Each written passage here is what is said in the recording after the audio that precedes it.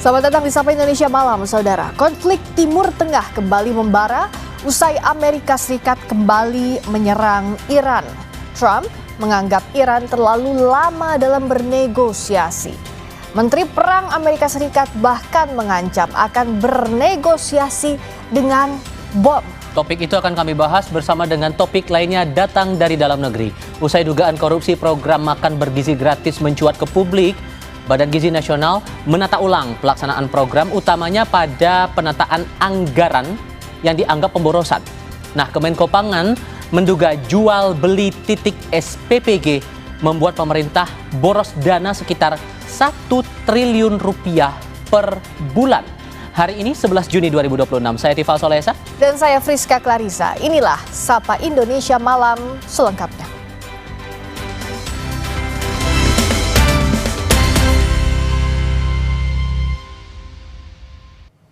Topik pertama, saudara.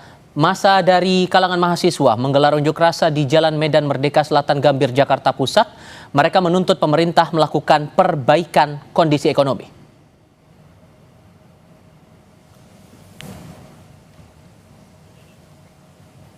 Mahasiswa berunjuk rasa di Jalan Medan Merdeka Selatan sejak Kamis siang. Dalam aksi ini, mereka menyoroti pelemahan nilai tukar rupiah terhadap dolar Amerika Serikat. Mereka menuntut pemerintah mengeluarkan kebijakan yang dapat menguatkan kembali nilai tukar rupiah.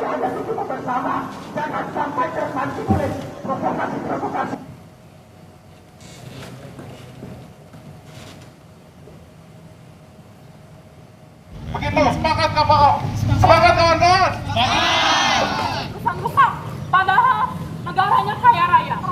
Ke titik lainnya, unjuk rasa juga berlangsung di Bandung, Jawa Barat. Warga dan mahasiswa dari berbagai universitas berorasi di depan gedung DPRD Jawa Barat menuntut pemerintah melakukan perbaikan ekonomi imbas kenaikan harga BBM non-subsidi jenis Pertamax dan melemahnya nilai tukar rupiah terhadap dolar Amerika. Imbas demo, lalu lintas di sekitar Jalan Dipati Ukur menuju DPRD ditutup sementara. Rupiahnya melemah itu akan berpengaruh ke ISG. Ketika ISG-nya melemah, itu juga berpengaruh ke rupiah.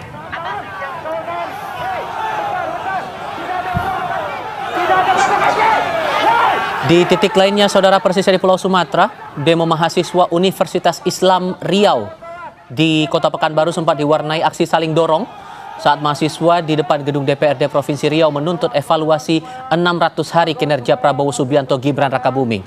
Di antaranya anggaran untuk dapur MBG karena diduga ada temuan SPPG fiktif. Mahasiswa juga menyoroti harga BBM jenis Pertamax yang naik dan meminta kepemimpinan Prabowo Gibran untuk membawa negara ke arah yang lebih baik.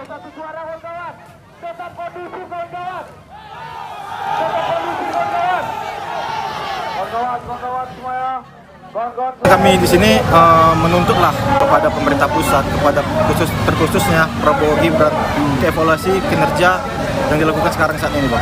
Bagaimana kinerja Prabowo Gibran sampai hari ini? Kalau sama-sama kita ngelihat, Bang, lebih banyak negatifnya, Bang, daripada positifnya. Karena perlu memang evaluasi besar-besaran. Jika reformasi tidak dilakukan, maka revolusi lagi yang dijalankan, Bang. Ini itulah dari mahasiswa Universitas Islam Riau. Kita ke sorotan berikutnya. Utusan khusus Presiden bidang pembinaan generasi muda dan pekerja seni Raffi Ahmad membantah terlibat dalam kasus dugaan suap di Bea Cukai yang menyeret nama PT Blue Ray Cargo. Raffi menegaskan dirinya tidak pernah menitipkan barang maupun berkomunikasi dengan perusahaan kargo tersebut.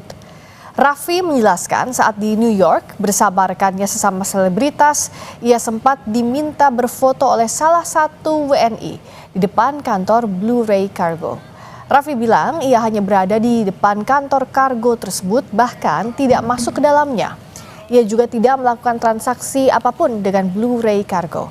Sebelumnya di persidangan kasus korupsi Bea Cukai di Pengadilan Tipikor Jakarta pekan lalu, nama Raffi Ahmad sempat disebut berkunjung ke Blue Ray Cargo dan menitipkan sejumlah barang elektronik.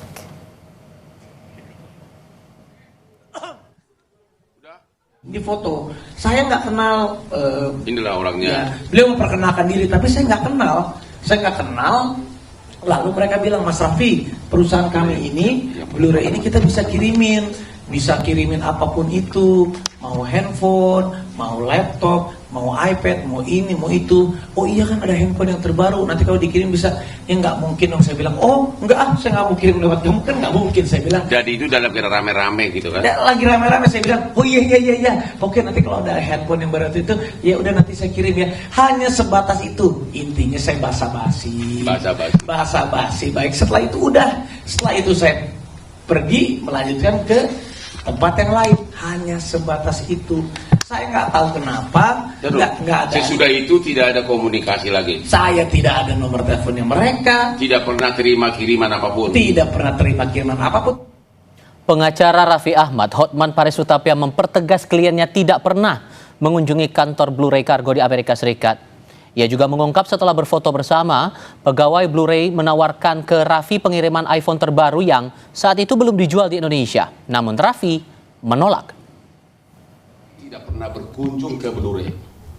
Kedua, Bukan nggak pernah berkunjung di depan foto. bentar. Itu bukan berkunjung namanya. Oh iya kan, Tidak foto. pernah berkunjung. Kedua, Raffi berkunjung ke Awang Kitchen. Iya. Datanglah pegawainya Blu-ray, minta foto bersama dan ditarik kamu ke depan tokonya. Iya. Ya kan? Nah, itu kan bukan berkunjung namanya. Iya. Karena kebetulan Awang Kitchen sama Blu-ray bersebelahan. Nah, disitulah sebagaimana itulah enaknya selebriti kayak kami ini ditawarin, mau nggak handphone saya kirim? Ya namanya kan, ya bagi kita berdua itu handphone segitu apa sih? Itu mah ya nggak mengatakan sombong kita kaya, memang bagi kalian aja handphone 17 juga itu tidak termasuk terlalu mahal, apalagi bagi kami. Tapi kok itu jadi isu nasional? Coba itu nggak ada komunikasi apapun, tidak ada pertanyaan dari Raffi, mana handphone gua, nggak ada. Tiba-tiba Februari OTT Blu-ray di Lampung dan mulailah diperiksa semua. Ya mungkin ada chat dari pegawai di Indonesia mengatakan bakal ada pesanan dari Raffi, dia juga nggak tahu. Itulah yang terbuat di persidangan langsung heboh. Tapi dia pun sudah cabut, itu namanya Johannes. Badan Gizi Nasional menata ulang pelaksanaan program MBG, terutama pada penataan anggaran yang dianggap pemborosan.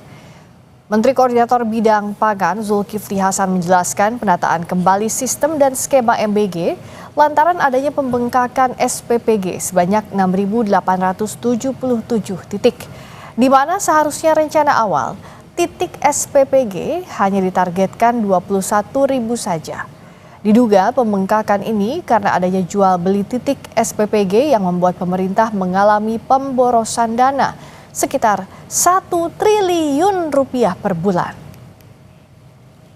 Misalnya terjadi jual beli titik ya, yang seharusnya rencana awal titik itu 21.000, tapi sekarang sudah ada 27.877 titik.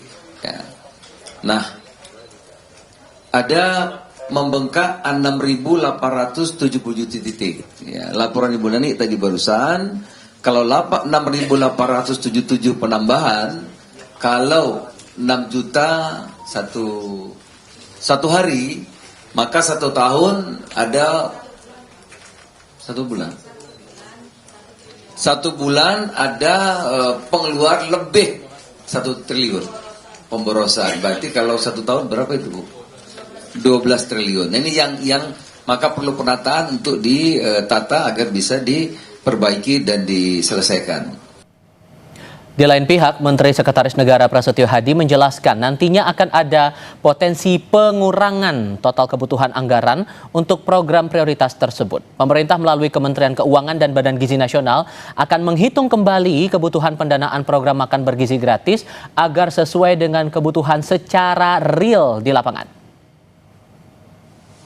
Bukan pemangkasan ya, tapi dari hasil perhitungan kita meyakini bahwa akan ada pengurangan kebutuhan anggaran dari program makan bergizi gratis ini. Makanya kami minta waktu untuk juga menghitung dengan Kementerian Keuangan maupun dengan BGN. Jadi dari proses penataan nanti akan bisa kita hitung dengan lebih cermat sesungguhnya anggaran yang dibutuhkan untuk program makan bergizi ini totalnya menjadi berapa. Kejaksaan Agung menetapkan 1 tersangka baru dalam kasus dugaan korupsi tata kelola program makan bergizi gratis. Tersangka baru merupakan pihak swasta. Direktur Penyidikan Jampitsus Kejaksaan Agung Syarif Sulaiman Nahdi menyatakan tersangka baru berinisial AYS dari pihak swasta yang diminta Wakil Kepala BGN saat itu, Sony Sonjaya, untuk mencari mitra dalam program MBG. Kejaksaan Agung menduga Sony telah memberikan akses ke AYS untuk mengintervensi tim verifikator mitra MBG. AYS diduga juga telah memberikan sejumlah uang kepada tersangka korupsi tata kelola MBG Sony Sonjaya. Bahwa saudara SS melawan hukum memberikan akses kepada AYS untuk melakukan intervensi kepada tim verifikator mitra MBG sehingga dapat mengetahui titik-titik dapur yang kosong, ya, dan mengatur sedemikian rupa calon SPBG yang mendaftar pada portal mitra MBG, ya, yang semula telah disetujui kemudian menjadi dibatalkan status pendaftarannya. Dan saudara YS memfasilitasi SPBG yang baru mendaftar portal yang sudah tutup. Bahwa setelah melakukan pengaturan titik-titik SPBG tersebut, saudara YS secara melawan hukum memberikan sejumlah uang, ya, kepada tersangka SS.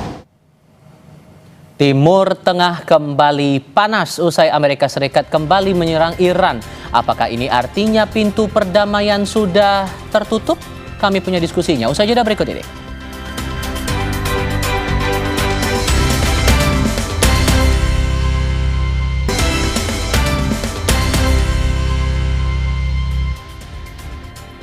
Di Sapa Indonesia Malam, Amerika Serikat meluncurkan serangan udara putaran kedua terhadap Iran setelah Presiden Amerika Serikat Donald Trump memperingatkan bahwa Teheran akan membayar untuk negosiasi yang terhenti. Serangan baru di beberapa kota terjadi ketika upaya untuk menegosiasikan mengakhiri perang di stop Iran. Teheran bersikeras akan mempertahankan pengaruhnya di Selat Hormuz yang telah mengganggu pasokan energi global dan membuat harga minyak naik. Angkatan Laut AS meluncurkan rudal jelajah Tomahawk dari USS Michael Murphy ke target-target di Iran pada hari Rabu. Iran mengancam akan membalas serangan itu dan sirine rudal berbunyi pada Kamis pagi di Bahrain, markas armada kelima Angkatan Laut AS. Sementara militer Kuwait melaporkan bahwa pertahanan udaranya ditembak.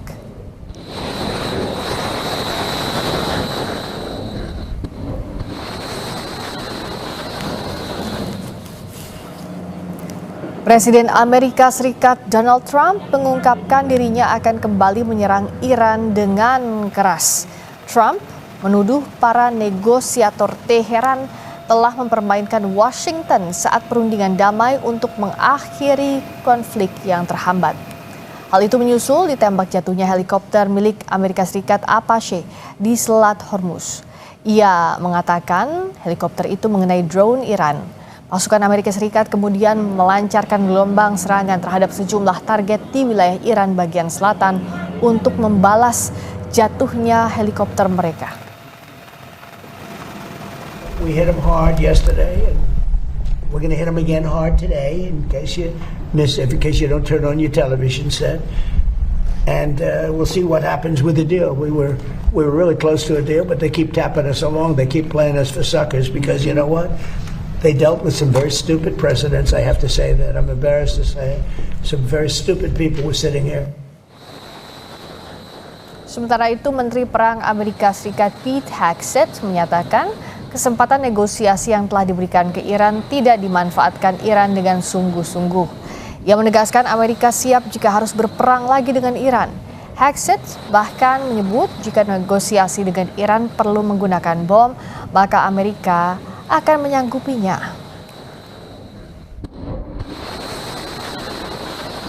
Because again, President Trump, he's willing to go back and fight as necessary, but has given Iran an open hand to make this deal. It's right there. They have that chance. They're choosing to play games. They're choosing to tap. If they want to tap, then the president will turn to the War Department. If we need to negotiate with bombs, we'll negotiate with bombs. And we're very good at it. Nobody better in the world And again, so we're in lockstep with the White House, in lockstep with the negotiating team to make sure we set the conditions, and the targets tonight are meant to do that.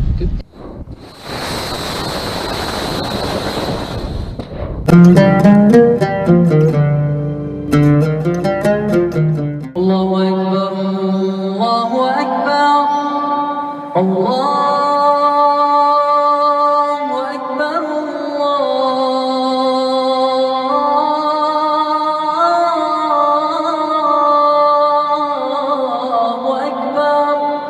أشهد أن لا إله إلا الله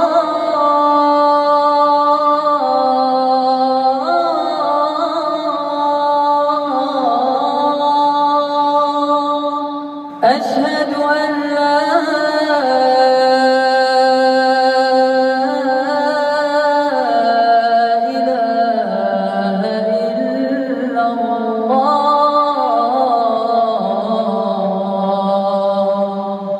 أشهد أن محمدا رسول الله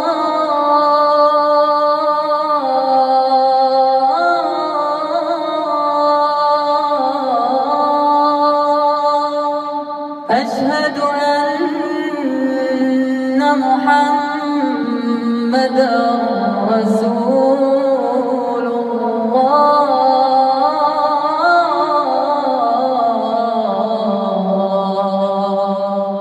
حي على الصلاة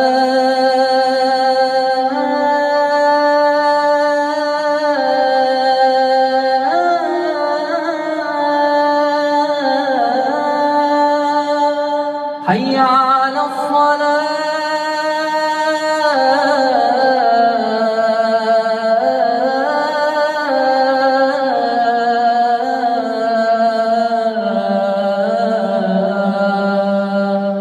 حي على الفلاح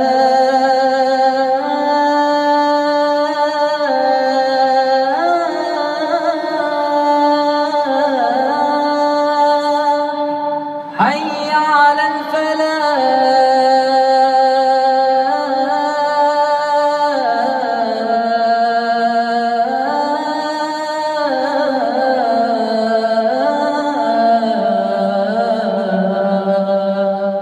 الله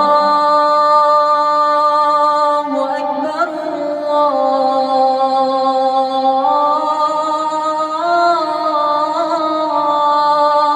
الله أكبر لا إله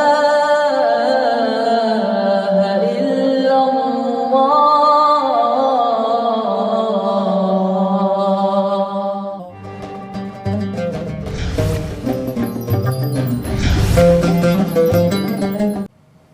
Selamat menunaikan ibadah sholat maghrib bagi Anda yang menjalankan khususnya di wilayah Jakarta dan sekitarnya. Sapa Indonesia Malam kembali dengan sorotan. Menteri Perang Amerika Serikat Pete Hegseth mengklaim Amerika Serikat telah mengendalikan Selat Hormuz dan menyebut blokade mereka sangat kuat. Sebelumnya, Presiden Amerika Serikat Donald Trump mengatakan Amerika telah mengambil jutaan barel minyak dari Selat Hormuz. Blockade is ironclad, which it is, and we were able to move commercial shipping in and out of the Strait of Hormuz. Who controls the Strait of Hormuz? And President Trump said it, and he's right. The United States of America controls the Strait of Hormuz. We're able to bring oil in and out and other things with partners, and have done so now for weeks and weeks in ways the Iranians don't want to acknowledge.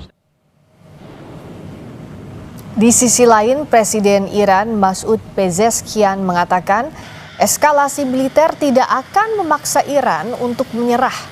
Seruan itu disampaikan Presiden Iran di hadapan seluruh rakyat Iran. Ia menegaskan bahwa Iran tidak akan menyerah dengan segala bentuk ancaman yang dilontarkan oleh Amerika Serikat.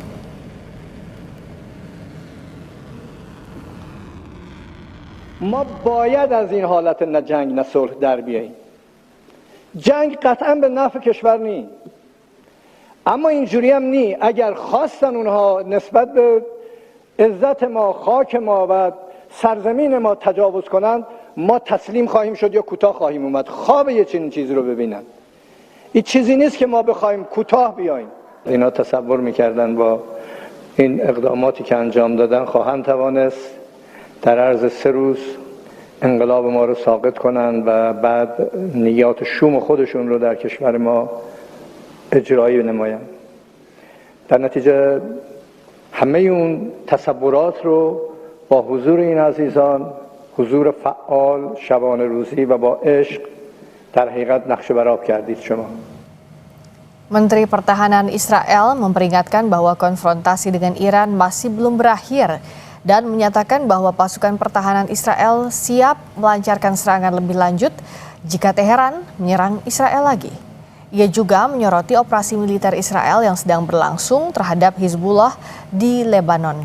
Ia menggambarkannya sebagai bagian dari upaya yang lebih luas untuk melemahkan pengaruh Iran di kawasan tersebut. אנחנו ממשיכים לתקוף את מחבלי החיזבאללה בכל מקום לטובת ביטחון יישובי הצפון ומדינת ישראל, ודוחים על הסף את איומי איראן וניסיונה לקשור בין הזירות. אסור לנו לחשוב שהמלאכה תמה, המערכה מול איראן רחוקה מלהסתיים. אם איראן תתקוף את ישראל, היא תספוג מהלומה קשה, כפי שעשינו לפני מספר ימים. צה"ל ערוך לתקוף בעוצמה רבה באיראן. Aksi saling serang dan saling ancam kembali digaungkan Amerika Serikat dan Iran. Keduanya mengaku siap jika harus kembali ke zona pertempuran. Lalu, bagaimana membaca eskalasi yang akan terjadi ke depan? Apakah negosiasi benar-benar buntu dan tidak ada lagi harapan? Kita akan bahas bersama dengan Pizarro Ghazali, peneliti Asia Middle East Center, dan ada Angel Damayanti, Guru Besar Keamanan Internasional UKI. Selamat malam Mbak Angel, Mas Pizarro. Selamat malam Mbak Friska. Selamat malam, terima kasih sudah hadir. Saya ke Mas Pizarro, dengan kondisi saat ini, apa artinya ketegangan di Selat Hormuz benar-benar jadi kenyataan, artinya tidak ada lagi status gencatan senjata dalam waktu dekat ini? Iya, bahkan menurut saya Friska, ini gencatan senjata sudah runtuh. Ini sudah tidak berlaku ya, karena kalau kita lihat sejak gencatan senjata yang diteken pada April 2026 dan serangan yang sekarang dilakukan oleh Amerika Serikat yang intens 2 hari, ini situasi yang sangat paling buruk nih dari mulai gencatan senjata yang diberlakukan sejak April 2026. Dan juga memang dari sekarang itu kan gencatan senjata itu tidak benar-benar sebenarnya diberlakukan itu Friska ya, karena insiden di bawah itu tetap terjadi antara Amerika Serikat dan Iran. Dan menurut saya fase sekarang itu akan menjadi fase yang memang membuat Iran akan semakin jauh. Jika tadi ya Amerika Serikat berpikir dengan melakukan serangan kepada Iran, dengan melakukan invasi kepada Iran, itu bisa membuat Iran itu melunak dan dia akan merangkak ke meja perundingan dengan konsensus yang menguntungkan Amerika Serikat. Ini kalkulasi yang salah, Friska. Justru menurut saya serangan yang dilakukan oleh Amerika Serikat bertubi-tubi kepada Iran, ini justru akan semakin memperkuat faksi garis-garis keras yang ada di Iran, seperti IRGC, seperti milisi-milisi militer yang ada di Iran, yang mereka tidak akan pernah kembali mau untuk maju ke meja perundingan. Karena Iran itu tidak mau datang ke meja perundingan itu untuk berdiplomasi itu Friska, bukan untuk menyerah gitu dengan serangan yang berulang seperti ini. Bahkan saya melihat sekarang Iran itu melihat serangan yang dilakukan Amerika Serikat kepada wilayah Iran itu bukan semata-mata serangan untuk aksi balas dendam atas jatuhnya Apache, helikopter yang ditembak jatuh oleh Iran, tapi ini serangan pembuka, serangan awalan untuk serangan yang lebih besar lagi. Kenapa Friska? Karena yang diserang oleh Amerika Serikat itu jelas itu Pulau Qasim, Bandar Abbas. Ini tempat di mana Bandar Abbas misalnya itu tempat di mana angkatan laut IRGC-nya itu ada gitu. Kemudian di Pulau Qasim, ini tempat radarnya milik Iran. Jadi memang serangan Amerika Serikat ini serangan awalan untuk membutakan sistem radar Amerika Serikat, sehingga kemudian Iran itu tidak bisa melakukan counter, tidak bisa melakukan antisipasi ketika tiba-tiba serangan dari Amerika Serikat berkoalisi dengan Israel itu masuk pada Iran gitu. Jadi menurut saya Iran ini tidak sekedar menganggap ini serangan taktis, serangan seperti aksi balasan, tapi ini serangan pembuka untuk invasi yang besar-besaran akan dilakukan oleh Amerika Serikat dan Israel. Tadi Pete Hegseth itu mengatakan kami bernegosiasi dengan bom. Gayanya Amerika itu selalu kayak gitu. Dia pengen diplomasi itu yang bukan win-win solution tapi membuat Iran itu menyerah. Friska, Iran sudah berkali-kali diblokade, berkali-kali diserang. Menurut saya dan mereka masih eksis sampai sekarang, menurut saya itu menjadi bukti bahwa mereka tidak mau kemudian ditundukkan, tidak mau kemudian digencet oleh Amerika Serikat untuk kemudian memberikan konsesi yang paling banyak kepada Amerika Serikat. Justru menurut saya ini akan memperkuat faksi IRGC, faksi milisi, faksi-faksi perlawanan untuk mempersiapkan perang skala besar yang akan terjadi terhadap Amerika Serikat dan Israel. Apalagi tadi Presiden Iran, Masoud Pezeshkian, menegaskan bahwa tidak ada lagi kondisi seperti ini, artinya tidak ada perang, tidak ada negosiasi, tapi jelas Iran akan mempertahankan martabatnya. Mbak Angel, dalam sikap Iran seperti ini, apakah ada miskalkulasi dari Amerika Serikat bahwa ternyata nyali Iran tidak bisa diredam? Saya setuju dengan statement miskalkulasi, karena menurut saya Amerika tidak menyangka Iran akan melawan sehebat ini, begitulah ya kurang lebih. Amerika menyangka, apalagi sejak awal kan Kongres Amerika itu tidak mengizinkan Trump turun dalam perang, sehingga Trump memang harus menyelesaikan sejak 28 Februari itu harus di bawah 60 hari. Makanya sebelum 60 hari ke-58, Trump langsung mengatakan ada gencatan senjata. Walaupun tadi kata Mas Pizarro, nggak gencatan-gencatan senjata amat, karena buktinya tetap ada serang dalam skala kecil dan terbatas, atau controlled attack gitu ya. Nah, saya melihat memang Amerika miskalkulasi dalam hal ini. Tapi, nah ini, Amerika itu sepertinya tidak peduli. Tidak peduli itu dalam arti gini, mau apapun caranya, kepentingannya Amerika harus tercapai. Kepentingan Amerika itu bukan tujuan Amerika itu sebenarnya bukan memenangkan perang semata-mata gitu ya. Perang di sini itu satu hal, tapi ada kepentingan lain di atas perang itu sendiri. Yang pertama, Amerika ingin mengubah arsitektur kawasan regional Timur Tengah ini.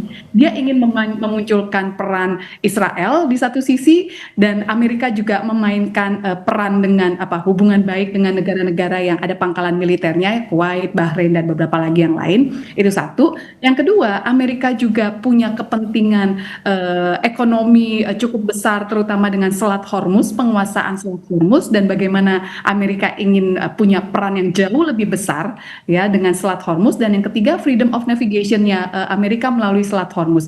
Itu kepentingan yang menurut saya jauh lebih besar daripada sekedar perang. Sehingga mau cara apapun, entahkah melalui diplomasi, entahkah melalui kerjasama misalnya ya, kalau dengan Israel atau dengan Iran saya nggak tahu ke depannya, atau ya perang gitu. Tapi tujuan yang paling utama sebenarnya tadi bukan tentang memenangkan perang atau menaklukkan Iran semata-mata, tapi ada kepentingan yang lebih besar, ingin mengubah arsitektur kawasan dan penguasaan Selat Hormuz. Itu yang kita lihat, Mbak Priska. Ya, dan soal yang tadi disampaikan Mbak Angel soal mengubah arsitektur kawasan, soal ada kepentingan ekonomi di sana, penguasaan Selat Hormuz, Mas Pizarro, ini kita sempat bahas beberapa waktu lalu bahwa inilah yang dicari oleh Israel, makanya mereka kekeh pun dengan Amerika Serikat meskipun ada hambatan-hambatan di dalam negeri. Tapi dengan kondisi saat ini sebenarnya siapa yang punya kekuatan paling besar untuk menuju ke sasarannya tadi, artinya untuk penguasaan Selat Hormuz maupun memenangkan pengaruh di Timur Tengah, Mas Pizarro? Iya, kalau kita lihat Amerika Serikat masih dalam sebagai negara yang leading ya dalam mencapai konstelasi geopolitik di Timur Tengah gitu. Tentu Israel juga punya kepentingan untuk menggandeng Amerika Serikat untuk melakukan serangan kepada wilayah Iran. Karena Friska, saya kira Israel itu juga berpikir ulang untuk kemudian dengan Mas Pizarro, saya perbaiki dulu ya komunikasi. Apalagi sekarang problemnya itu berperang itu Friska di Gaza. Oke, kita perbaiki dulu ya komunikasi dengan Mas Pizarro. Saya lanjutkan dulu ke Mbak Angel. Oke, Mbak Angel, kalau dari sisi Anda, apa sebenarnya dalam kondisi seperti ini Iran memang dia punya nyali untuk melawan Amerika Serikat maupun Israel, tapi secara sokongan, apakah Iran masih betul-betul kuat untuk perang dalam skala yang lebih besar lagi? Ya, ini menarik Mbak. Artinya gini, sebenarnya Iran itu tidak harus sampai mengalahkan Amerika. Tapi bagaimana Iran bisa, ya let's say bukan mengulur waktu lah, bisa membuat perang ini berjalan lebih lama dan melemahkan posisi Amerika. Melemahkan dalam arti Amerika kan dikejar waktu juga, Trump dikejar waktu dengan midterm gitu ya. Sehingga kalau desakan di dalam negerinya itu mendesak Trump untuk segera berhenti perang dan tidak ada pilihan lain sehingga Amerika menarik diri dari kawasan Timur Tengah, Iran bisa saja mengklaim kami menang gitu ya, walaupun sebenarnya di dalam Irannya sendiri juga ya boleh dibilang cukup banyak kerusakan gitu ya, secara berantakan, beberapa juga instalasi listriknya juga sudah diserang. Kemudian kalau ini masih berlangsung dalam 3 bulan 4 bulan ke depan, saya melihat sih mungkin pemerintah Iran terutama ya, Mojtaba Khamenei ini mungkin masih bisa membuat rakyatnya cukup solid. Tapi kalau lebih dari 6 bulan, saya agak khawatir karena sebenarnya di dalam negeri Iran sendiri juga ada masalah. Inflasinya sangat tinggi, bahkan mungkin cukup tertinggi dari sekian banyak negara gitu ya. Kemudian juga di dalam negeri Iran juga sebenarnya ada perpecahan juga antara loyalis kelompok pemimpin negara keluarga dari IRGC. Tapi ada juga misalnya yang sudah mulai mungkin kecewa, tidak puas gitu ya terhadap kepemimpinannya Mojtaba, sehingga mereka mulai mungkin akan berunjuk rasa gitu ya, menunjukkan sikap-sikap yang lebih keras atau bahkan sampai demonstrasi. Nah, kalau ini terjadi, ini yang mungkin lebih dikhawatirkan oleh Iran. Iran tidak masalah menghadapi Amerika karena dia memang sejak lama sudah berhadapan dengan Amerika. Tapi kalau didemo oleh masyarakatnya sendiri, warganya sendiri, dan kalau itu skalanya besar, nah mungkin ini akan menimbulkan masalah terhadap Iran. Itu yang saya lihat, Mbak. Dan bagaimana strategi yang harus disiapkan Iran untuk mempertahankan endurance? Kalau nyali, Iran bisa diadu, tapi secara sumber daya di atas kertas kan Amerika Serikat dan Israel punya kekuatan yang lebih besar seperti yang tadi disampaikan Mas Pizarro. Sesaat lagi di Sapa Indonesia Malam, kami kembali.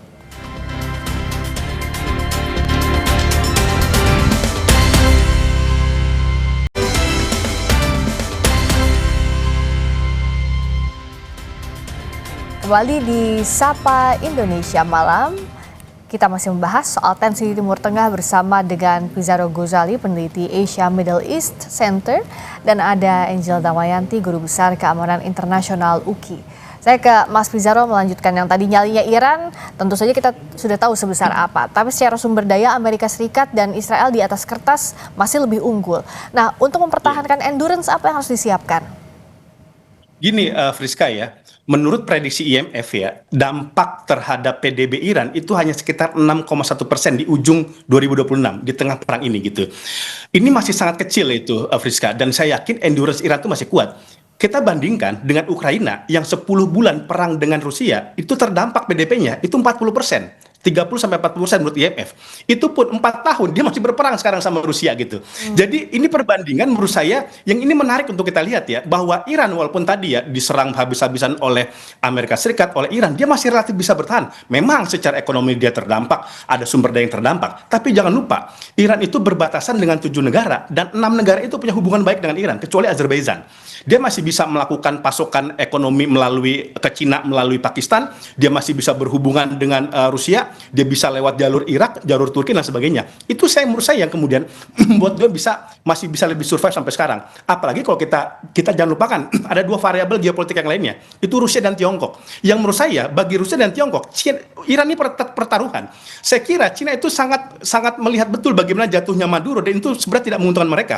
Apalagi kemudian ketika Iran jatuh, ini menurut saya Friska, itu dampaknya tidak kepada Iran, tetapi kepada marwah geopolitik Rusia dan Tiongkok gitu. Maka menurut saya, walaupun dia di atas kertas Cina, Rusia membantah Putin ada dukungan militer kepada mereka, tidak bisa kita pungkiri kenapa Iran bisa menembak F-35, menembak F-15, presisi menembak Yordania, pangkalan Amerika Serikat, itu tidak lebih, itu ke atas saham yang diberikan kepada Cina dan kepada Rusia. Kalau Rusia itu memberikan pasokan tentang data-data intelijen agar dia bisa presisi melakukan tembakan kepada mereka. Jadi saya kira Iran sudah punya pengalaman perang panjang dengan Irak misalkan ya, kemudian dengan beberapa negara kawasan. Saya kira dan sekarang situasinya Friska, ini perang Amerika sama Iran ini bukan sekedar perang temporer, ini hidup matinya Iran menurut saya. Sekarang di sana dia kemudian betul-betul nafas kemerdekaan mereka, kedaulatan mereka, otonomi mereka itu dipertaruhkan dan mereka tuh bisa dikatakan itu kalau kita bahasa perang Indonesia perang puputan lah, perang sampai titik darah penghabisan, dan saya kira itu yang sedang dipersiapkan oleh mereka. Apalagi di awal perang ini berlangsung, pemimpin tertinggi mereka, Ayatollah Ali Khamenei, diserang hingga meninggal dunia oleh Amerika Serikat, Mbak Angel. Artinya dalam kondisi eskalasi sekarang, apa yang sebenarnya bisa kita baca? Apakah memang dukungan Rusia dan Tiongkok untuk mempertahankan Iran agar tidak jatuh rezimnya di tangan Amerika Serikat ini akan lebih besar dibandingkan proses negosiasi dan juga eskalasi sebelumnya? Ya, menurut saya negosiasi untuk sampai ke negosiasi Amerika dengan Iran memang semakin kecil kemungkinannya, ya. Ya, yang terjadi yang saya lihat memang potensi konflik menjadi semakin besar atau bahkan menuju pada perang total. Kalau sekarang kan masih kita bilangnya controlled atau perang terukur lah ya, perang dalam skala yang semuanya masih bisa terkontrol gitu ya, atau perang sebagian kawasan. Nah, kemungkinan misalnya perang ini berhenti, salah satunya adalah ketika Amerika menarik diri dari kawasan Timur Tengah.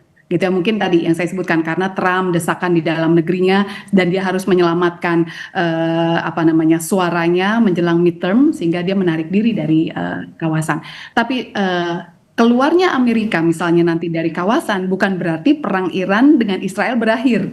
Karena itu juga masih ada tuh. Artinya Iran memang akan tetap berperang ada atau tidak Amerika di kawasan gitu ya. Nah, sehingga keterlibatan Rusia dan China memang sekali lagi mungkin itu secara terselubungkah atau secara terang-terangan gitu ya. Karena kalau Rusia itu jelas gitu ya masuk senjata, China juga sebenarnya secara ekonomi dia masih beli minyak dari Iran gitu. Sebenarnya kelihatan secara ekonominya memang dibantu gitu ya dengan China. Tapi itu tadi sebenarnya memang menjadi pertanyaan juga gitu. Kenapa China misalnya tidak pernah sungguh-sungguh menawarkan diri untuk menjadi mediator untuk perdamaian antara Amerika dengan Iran. Malah China itu cuma bolak-balik meminta kedua belah pihak menahan diri ya, jangan saling terang. Tapi tidak ada action yang real yang benar-benar seperti Pakistan atau Oman atau apa satu lagi itu yang membantu Qatar ya untuk membantu negosiasi antara Amerika dengan Iran. Kan Cina nggak benar-benar menurunkan itu gitu ya. Sehingga yang memang ada dugaan ya China pun sebenarnya to some extent menerima ada benefit juga sebenarnya yang China dapatkan dari situasi-situasi seperti ini gitu. Sehingga saya melihat ya dukungan China dengan Rusia to some extent memang membantu paling tidak untuk membuat pemerintahan bisa berjalan baik, perekonomian bisa tetap jalan gitu ya. Walaupun inflasinya sangat tinggi 50-51% plus dengan keuangan yang masih dibekukan oleh Barat, setidaknya dukungan keuangan dari China itu sangat membantu. Nah, sebenarnya sekali lagi yang lebih dikhawatirkan adalah kalau terjadi demonstrasi besar di Iran gitu sih. Dukungan Cina dan Rusia bukan semata-mata untuk Iran menghadapi Amerika, tapi lebih kepada menjaga ketenangan di dalam negerinya Iran, memastikan bahwa pemerintah ini masih mampu memberikan ekonomi yang baik untuk masyarakat Iran, gitu ya, menekan inflasi dan memastikan misalnya kebutuhan masyarakat Iran yang paling basic itu bisa tetap terpenuhi. Sehingga saya melihatnya dukungan Iran dan Rusia memang selain tadi ya menghadapi Amerika juga untuk ke dalam negerinya. Publik dalam negeri Iran. Begitu Mbak Priska. Nah, menarik analisis dari Mbak Angel tadi, Mas Pizarro. Apakah dukungan Rusia dan Tiongkok ini akan bisa lebih terang-terangan dibandingkan beberapa fase sebelumnya?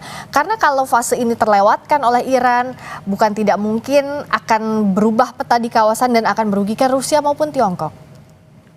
Pertama menurut saya akan ada dua faktor Friska ya untuk melihat sejauh mana akhirnya Tiongkok dan Rusia itu terpancing. Pertama memang betul ketika eskalasi sudah terlalu besar dan itu kemudian merugikan ekonominya Tiongkok maupun Rusia. Jangan lupa Friska, Tiongkok itu tidak hanya berhubungan dengan Iran tapi juga dengan negara Teluk seperti itu ya. Bahkan hubungan ekonomi mereka kepada negara Teluk itu lebih besar ketimbang Iran gitu. Tiongkok ingin memastikan menurut saya tidak hanya kemudian Iran itu tetap bisa survive tapi juga tidak ingin Timur Tengah itu terbakar. Karena kan sekarang konstelasinya serangan sudah ke Kuwait, kepada Bahrain, kemudian kepada Yordania dan sebagainya. Pasti kemudian Cina pada satu titik ketika eskalasi ini menjadi besar, dia akan kemudian terlibat, turun untuk memastikan ini betul-betul terjadi di eskalasi. Tetapi ada variabel kedua, sejauh mana kemudian Amerika Serikat itu juga mau. Kalau kita lihat dulu Friska, kenapa JCPOA itu terjadi tahun 2015? Karena Amerika Serikat juga, dia sadar bahwa ini tidak bisa negosiasi antara Amerika Serikat dengan Iran itu tidak bisa hanya kemudian bilateral, harus kemudian mengajak Tiongkok, harus kemudian mengajak negara Teluk. Itu kan yang terjadi di eranya Obama. Obama itu udah mendekati Oman dulu sebelum ke Iran agar ada Oman bisa memberikan jembatan kepada Iran agar mau ke badan negosiasi gencatan senjata. Nah, itu faktor negara Teluk. Kemudian juga faktor Tiongkok untuk memberikan jaminan. Menurut saya kalau model diplomasi kayak Pet Hexet, negosiasi with bombs, negosiasi dengan tetap mengacungkan jari tengah kepada Iran, sulit Friska menurut saya untuk kemudian memaksa Iran masuk ke meja perundingan. Karena Iran pengen perundingan itu untuk diplomasi, bukan untuk menyerah gitu ya. Dan mereka saya lihat itu udah siap untuk melakukan perang panjang. Jikapun akhirnya mereka harus berbenturan besar kepada Amerika Serikat. Kenapa? Masyarakat itu mendukung. Ya walaupun ada masalah ekonomi, tapi kita lihat masalah turun gunung. Bahkan masyarakat yang mendesak agar tidak ada lagi lah diplomasi dengan Amerika Serikat gitu. Karena kan faksi-faksi ideologi yang ada di Iran itu sangat kuat sekali, Friska. Dan ini menurut saya agak berbeda dengan kultur masyarakat Amerika. Dan bagaimana pula sekarang peta di kawasan negara-negara Teluk, Mbak Angel?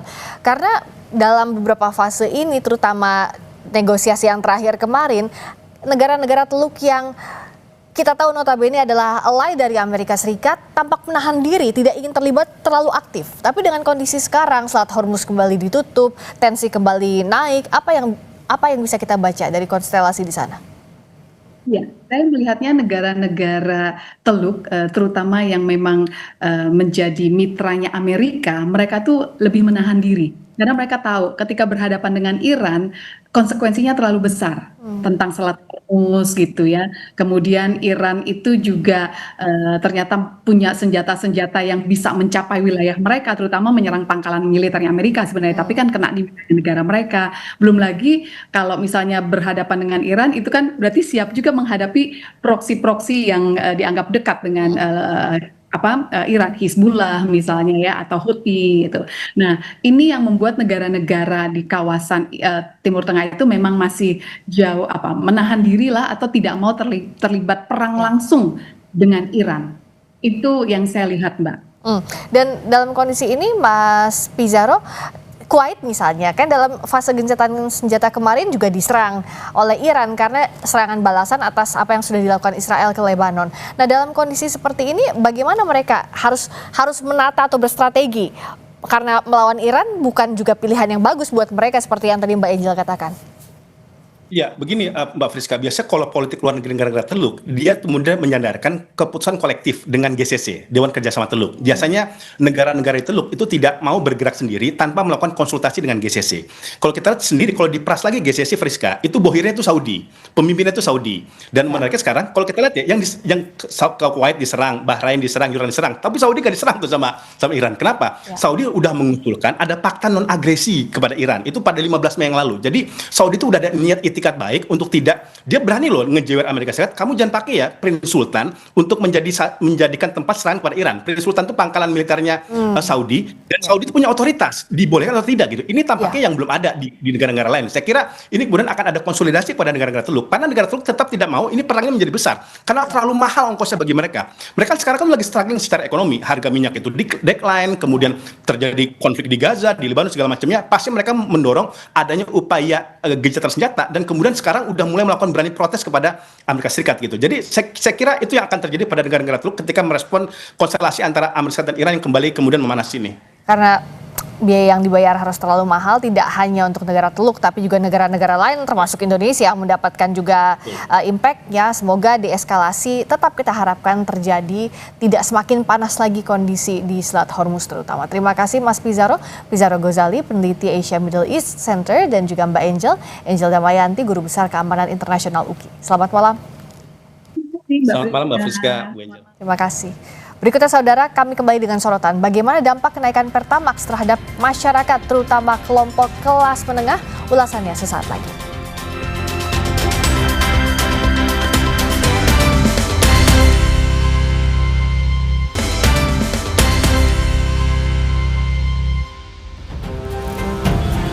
Taunya sih tadi pagi sih waktu buka HP, kaget juga, tahu-tahu ternyata Pertamax ikut naik juga kan, jadi 16.000. Penyesuaian itu dikarenakan kita mengikuti mekanisme harga pasar internasional.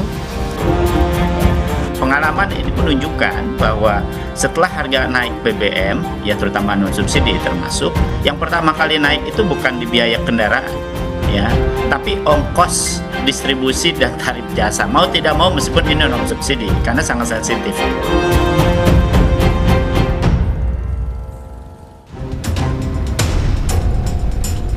Rabu pagi 10 Juni kemarin, antrian panjang kendaraan terjadi di SPBU Pondok Kopi, Jakarta Timur.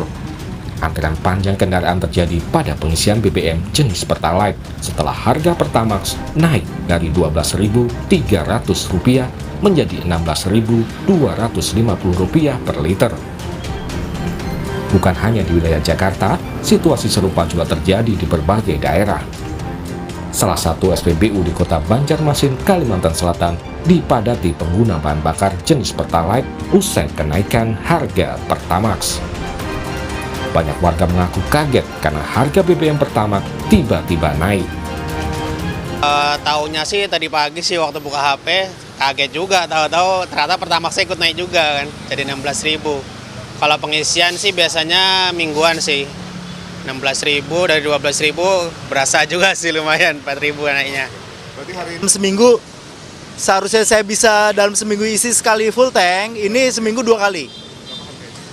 Kalau yang dulu full tank itu pada 12.000 Pertamax 12.300, sekarang Pertamax 16.800. Sangat jauh sekali dan mobilitas terganggu karena seminggu harus 2 kali isi bensin full tank.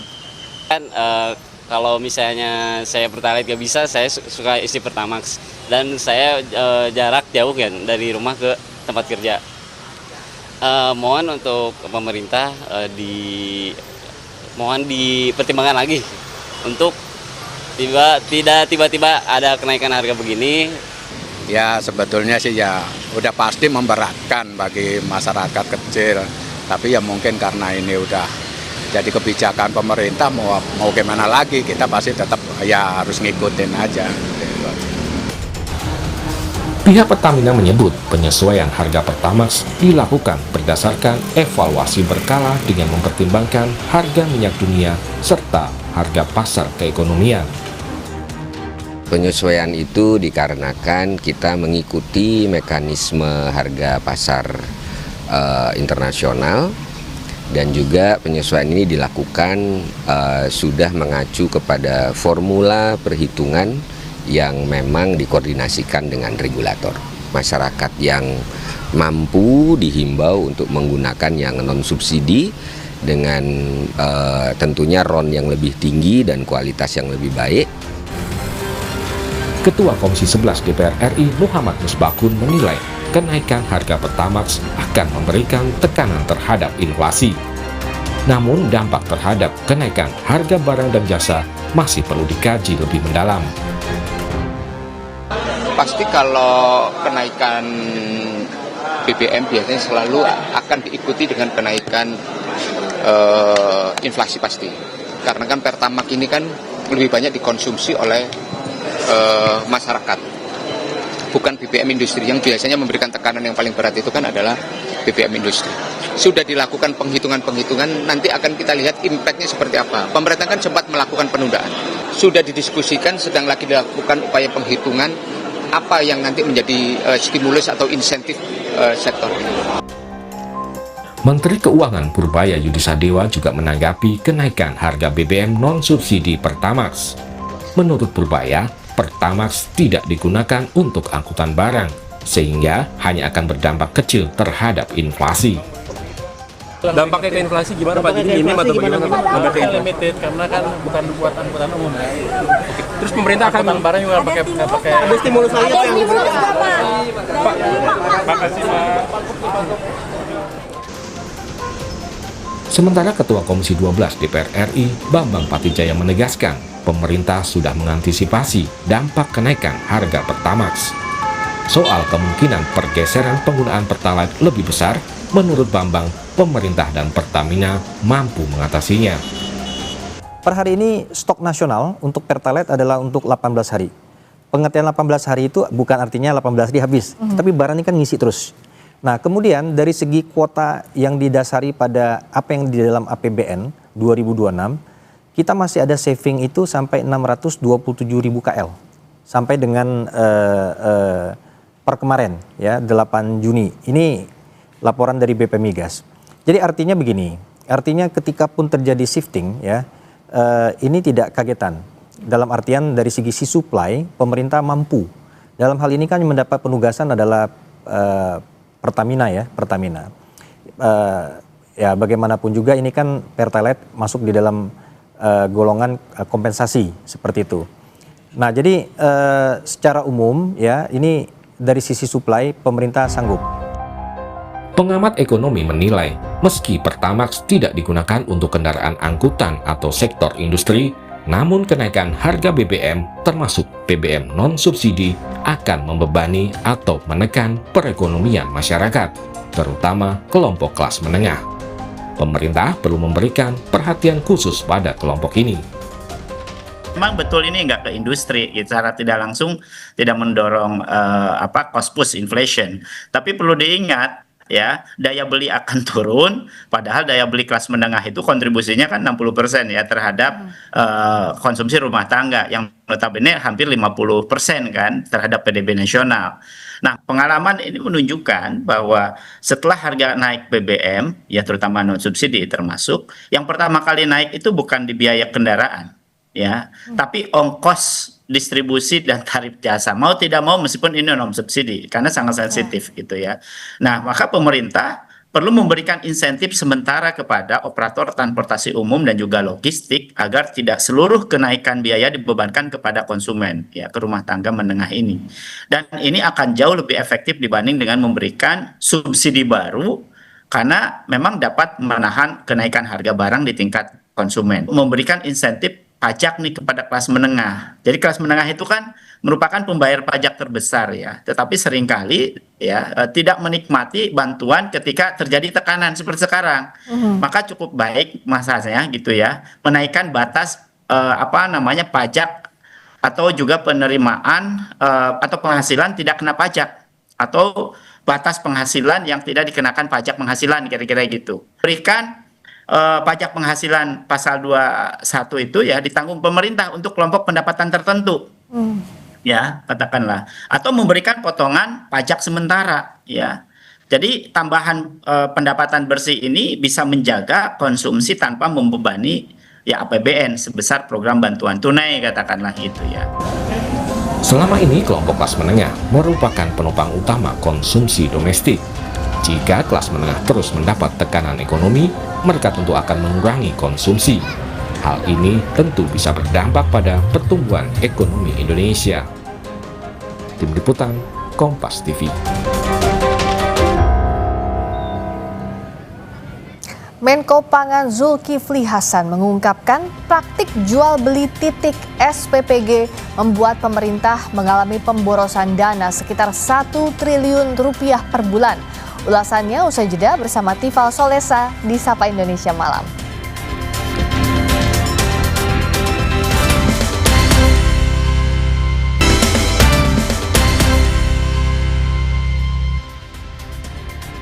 Saya Tifal Solesa melanjutkan Sapa Indonesia Malam, Saudara. Wakil Presiden ke-10 dan ke-12 RI Yusuf Kala bertemu Presiden Prabowo Subianto di Istana Merdeka Jakarta membahas investasi pengembangan energi hijau. JK menyebut pertumbuhan ekonomi dalam negeri berkaitan erat dengan transisi menuju energi hijau dan dibutuhkan pengembangan energi terbarukan yang cukup besar untuk memanfaatkan potensi besar energi. JK menyebut Prabowo setuju langkah percepatan pembangunan energi nasional. Jadi karena kita melihat bahwa untuk pertumbuhan ke negara 5-6%, 8-8%, itu butuh energi luar biasa banyaknya. Karena itu tanpa energi itu kita akan sulit untuk meningkatkan itu. Karena itu Bapak Presiden setuju untuk segera kita bangun energi nasional, khususnya green energy untuk menjadi bahagian daripada pembangunan nasional. Masuk ke topik diskusi kami berikutnya di Sapa Indonesia Malam. Badan Gizi Nasional menata ulang pelaksanaan program makan bergizi gratis, khususnya penataan anggaran yang dianggap pemborosan. Menteri Koordinator Bidang Pangan Zulkifli Hasan menjelaskan penataan kembali sistem dan skema MBG lantaran adanya pembengkakan SPPG sebanyak 6.877 titik yang awalnya seharusnya rencana awal titik SPPG hanya sebanyak 21.000. Diduga pembengkakan ini karena adanya jual beli titik SPPG yang membuat pemerintah boros dana sekitar 1 triliun rupiah per bulan. Terjadi jual beli titik ya, yang seharusnya rencana awal titik itu 21.000, tapi sekarang sudah ada 27.877 titik. Ya. Nah, ada membengkak 6.877 titik. Ya, laporan Ibu Nani tadi barusan, kalau 6.877 penambahan, kalau 6 juta satu hari, maka 1 tahun ada 1 bulan. 1 bulan ada pengeluar lebih 1 triliun pemborosan. Berarti kalau 1 tahun berapa itu, Bu? 12 triliun. Ini yang maka perlu penataan untuk ditata agar bisa diperbaiki dan diselesaikan. Kepala Staf Presiden Dudung Abdurrahman angkat bicara soal 21.000 lebih motor listrik yang kadung dipesan Badan Gizi Nasional era kepemimpinan Dadan Hindayana untuk mendukung program makan bergizi gratis maksud saya. Sebanyak 21.801 unit motor listrik telah dibayar dengan nilai anggaran 1,03 triliun rupiah dan saat ini dalam proses perakitan.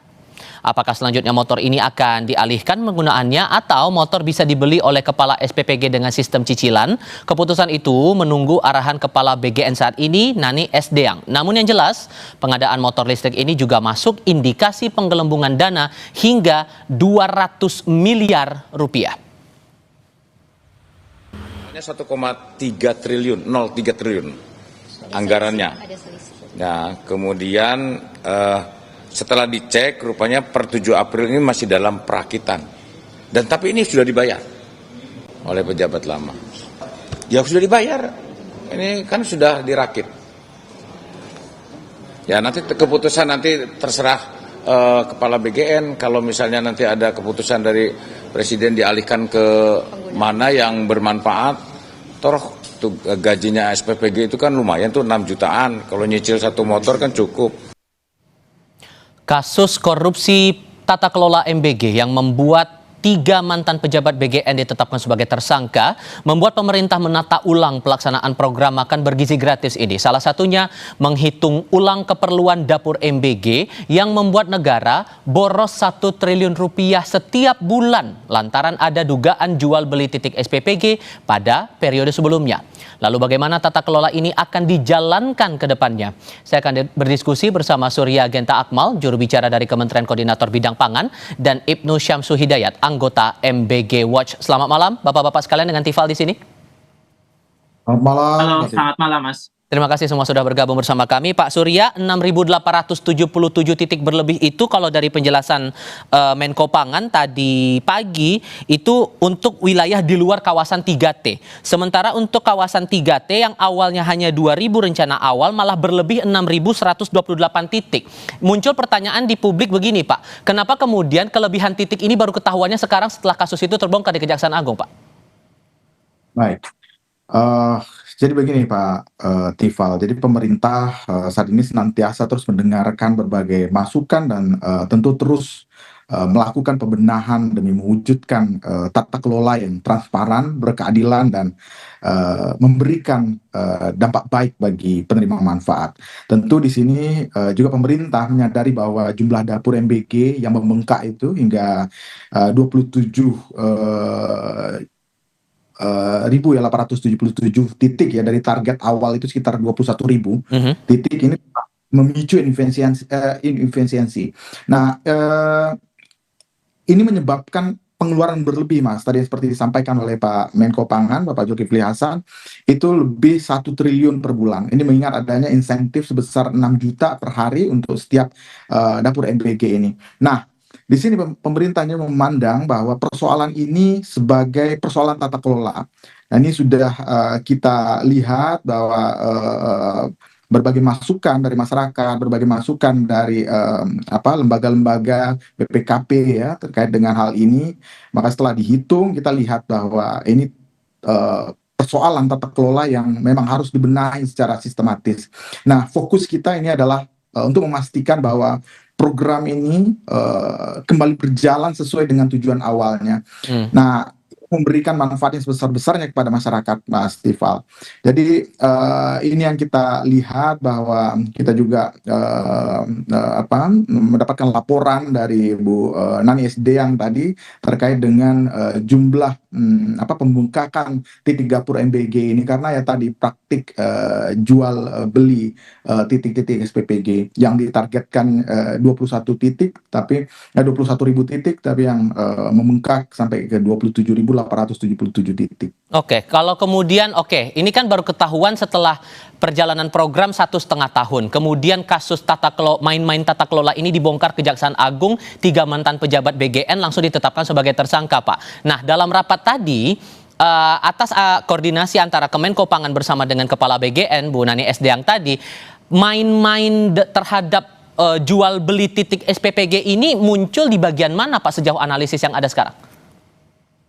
Jadi kalau misalnya dilihat ini adalah ya karena tadi ada insentif yang cukup besar ya, sekitar 6 juta per hari untuk setiap dapur MBG. Jadi ini membuka celah bagi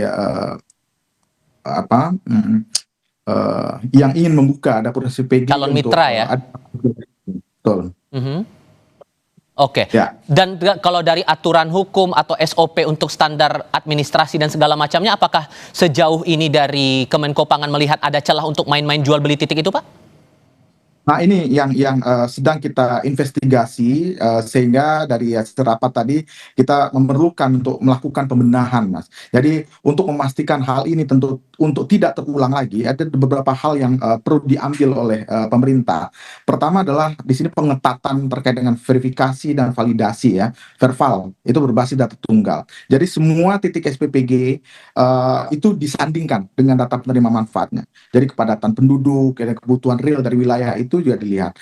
Sehingga tidak ada lagi penambahan titik tanpa dasar kebutuhan yang terukur sekarang ini. Kedua, yang akan dilakukan adalah audit menyeluruh dan penertiban indikasi penyimpangan. Jadi di sini kita akan lihat nih, termasuk di situ ada praktik jual beli ya, dugaan praktik jual beli titik ya, yang masih diduga karena ini sedang dilakukan pemeriksaan ya. Nah, kemudian dilakukan juga bersama dengan aparat pengawasan internal, di situ ada pemerintah, ada penegak hukum.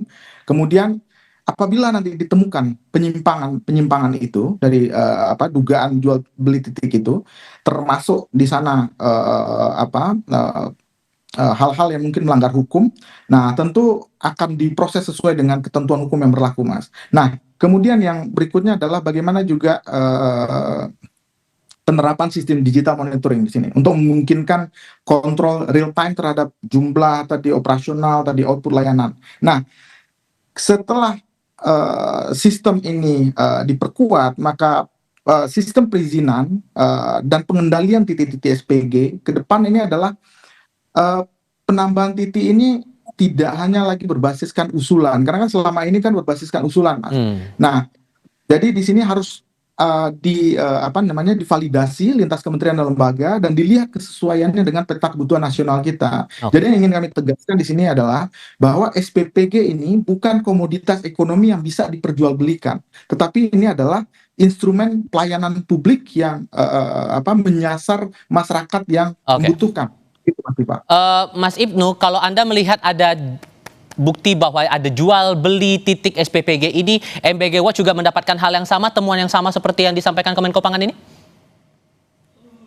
Ya, terima kasih Mas Tifal. Sebelum saya mengucapkan terkait dengan data-data terkait dengan temuan-temuan yang kami terima di MBG Watch, akan tetapi kami akan bicara terkait dengan bagaimana awalnya MBG ini. Sejak awal kami dari masyarakat sipil sudah menyatakan bahwa tata kelola MBG ini perlu dievaluasi, bahkan jangan dijalankan sebelum tata kelolanya dengan baik. Bagaimana Mas Tifal indikasinya bahwa penyelenggaraan MBG ini bermasalah sejak awal? Dalam jangka waktu 1 tahun, MBG ini tanpa menggunakan dasar hukum yang jelas, tanpa menggunakan dasar hukum yang itu diatur di dalam peraturan perundang-undangan. Dalam jangka waktu 1 tahun, itu tanpa proses hukum atau tanpa dasar hukum. Perpres terkait dengan MBG ini baru diterbitkan di akhir tahun 2025. Artinya sejak dalam kurang lebih 1 tahun ini tanpa payung hukum. Kemudian yang kedua, kami dari masyarakat sipil dan masyarakat Indonesia ternyata dibohongi dengan proses APBN kita. APBN kita sudah dianggarkan proses untuk MBG, program MBG ini sangat banyak sekali. Bahkan masyarakat, mahasiswa, kemudian kelompok UMKM melakukan gugatan ke Mahkamah Konstitusi, dan salah satu di Temis menjadi kuasa hukumnya, ini mempersoalkan terkait dengan postur yang sangat besar di dalam proses penyelenggaraan MBG. Dan ternyata di dalam lanjutannya adalah adanya praktik-praktik yang curang, praktik-praktik yang itu seharusnya tidak dilakukan. Kemudian yang kedua terkait dengan titik-titik jual beli MBG, menurut kami yang perlu dilakukan adalah harus ada tahapan 2 yang harus dilakukan oleh pemerintah. Yang pertama adalah verifikasi administrasi, kemudian yang kedua adalah verifikasi faktual. Sebagaimana kita tahu, bahkan kita sudah menerapkan terkait dengan ketika penyelenggaraan pemilu, yakni dengan proses verifikasi administrasi dan faktual. Nah, ini tidak dilakukan sepertinya di MBG. Ketika masyarakat melakukan akses untuk pendaftaran dan selama proses administrasinya itu dipenuhi, itu dapat dilakukan untuk proses lanjutan. Nah, seharusnya itu bisa diantisipasi bahwa ketika administrasi sudah memenuhi, harus dilakukan secara faktual. Apakah benar-benar ada, kemudian dalam proses faktual itu memenuhi berapa. Kalau kemudian, sorry saya potong, kalau kemudian saya kaitkan Mas Ibnu dengan temuan terbaru dari Kejaksaan Agung yang hari ini mengumumkan ada 1 tersangka baru dari pihak swasta ini disebut diminta oleh Sony Sonjaya yang juga tersangka dalam kasus yang sama mencari mitra dalam program makan bergizi gratis. Itu yang Anda maksud bahwa masalah regulasi dan proses verifikasi itu tadi? Betul, artinya ketika hanya berhenti pada proses administrasi akan ada broker-broker yang bisa memainkan. Nah, ini kan seharusnya tidak bisa dilakukan demikian. Harusnya bisa dipastikan bahwa memang titik-titik itu benar-benar ada dan memenuhi syarat. Dengan adanya titik-titik yang demikian atau misalkan bisa dijual belikan, ini akan mempengaruhi misalkan terkait dengan kantin sekolah yang saat ini sudah mati. Dan demikian, menurut kami kalau misalkan dari awal ini harus ada roadmap yang jelas. Menurut kami dalam waktu 5 tahun tidak perlu dengan tergesa-gesa pemerintah langsung menyebar kuantitasnya, akan tetapi kualitasnya. Kalau kita lihat program yang baik adalah melalui roadmap yang panjang. Dan menurut kami selama hampir 2 tahun ini tanpa roadmap yang pasti ketika proses penyelenggaraan MBG ini, Mas Tifal. Pak Surya, kalau kemudian kasusnya sudah terkuak oleh Kejaksaan Agung, teman-teman dari Kemenko Pangan juga menemukan ada main-main dalam proses tata kelola MBG ini. Apakah sebetulnya, saya mau memastikan lagi dari Kemenko Pangan, selama perjalanan 1,5 tahun program ini, apakah ada kecurigaan dari Kemenko Pangan soal titik-titik ini kenapa bertambah bisa cukup masif dari target awal? Ya, jadi sepanjang berjalannya program ini, Mas Tifal, ini tentu kami juga tidak sendirian, bahwa Kementerian Koordinator Bidang Pangan di sini melakukan koordinasi, sinkronisasi, dan pengendalian di sini. Dan di setiap rapat, rakortas, kami juga melibatkan berbagai kementerian dan lembaga. Di sini ada 17 kementerian dan lembaga setidaknya yang terlibat di dalam program makan bergizi gratis ini. Nah, kemudian di sini juga ada BPKP, dan tentu seperti yang Mas Tifal tadi sampaikan, bahwa kecurigaan, pemeriksaan, dan kemudian ada data-data yang tidak sesuai pada saat dilaporkan di saat rapat, tentu itu menjadi catatan, sehingga dugaan-dugaan itu yang terus dikumpulkan dan kemudian kita mencoba untuk melihat. Nah, tadi juga sepakat dengan disampaikan oleh Mas Ibnu dari MBG Watch. Bahwa betul bahwa untuk saat ini yang kita lihat adalah bagaimana pengetatan verifikasi dan validasi itu.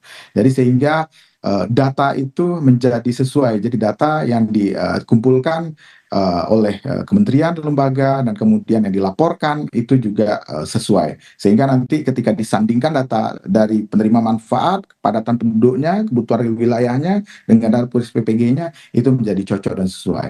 Nah, sehingga ketika pertanyaannya adalah apa kecurigaan ini dari awal, ya tentu bahwa hal-hal yang mungkin tidak sesuai dengan seharusnya dan ada perbedaan-perbedaan data yang disampaikan, nah itu menjadi perhatian dari kementerian lembaga yang bertanggung jawab untuk melakukan pemeriksaan itu seperti PKP di dalamnya misalnya. Dengan berlebih jumlah titik SPPG ini dan belakangan ketahuan ada jual beli titik SPPG itu Bapak-Bapak, muncul pertanyaan begini, kalau kemudian ada penataan ulang, apakah penataan ulang ini dalam konteks untuk menonaktifkan titik-titik yang berlebih itu atau ada dalam bentuk lain? Kita akan bahas itu nanti di segmen berikutnya. Tetap di Kompas TV.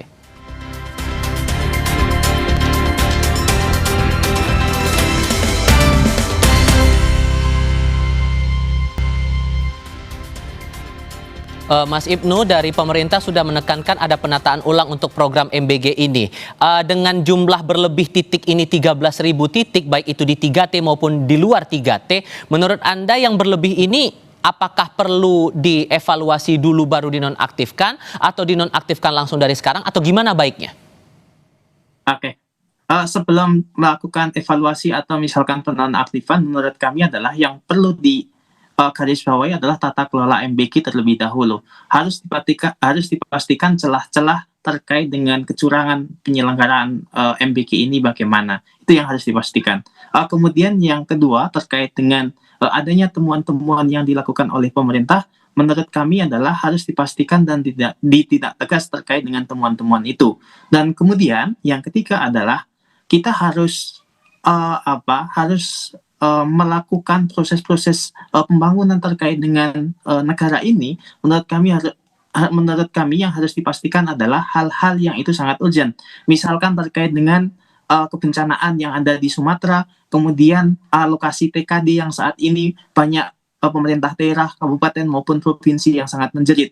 Oleh karena itu, evaluasi terkait dengan MBG ini menurut kami adalah hal yang sangat penting, dan kemudian sembari kita menata ulang, harusnya ini harus dihentikan dan kemudian kita bisa menata ulang MBG ini dengan baik. Karena kalau terus dilanjutkan MBG-nya dan kemudian tambal sulam di tengah, menurut kami itu suatu hal yang tidak akan mungkin terjadi untuk melakukan proses perbaikan, Mas. Tapi kalau kemudian dievaluasi keseluruhan dan Anda menyarankan bahwa moratorium tahan dulu program ini sampai ada evaluasi menyeluruh, ini kan akan ngaruh juga ke penerima manfaat. Ini kadang udah berjalan loh Mas 1,5 tahun dan anggarannya sudah disiapkan. Oke, terkait dengan penerimaan manfaat, menurut kami adalah yang perlu dilakukan oleh pemerintah harus memastikan siapa penerima manfaat yang harus diberikan. Tidak semua menurut kami adalah ketika gonjang-ganjing MBG yang demikian, siapa yang menjerit? Apakah investor yang menjerit atau misalkan murid-murid yang menjerit? Selama ini menurut kami yang menjerit-jerit adalah yang menikmati proses MBG selama 2 tahun ini.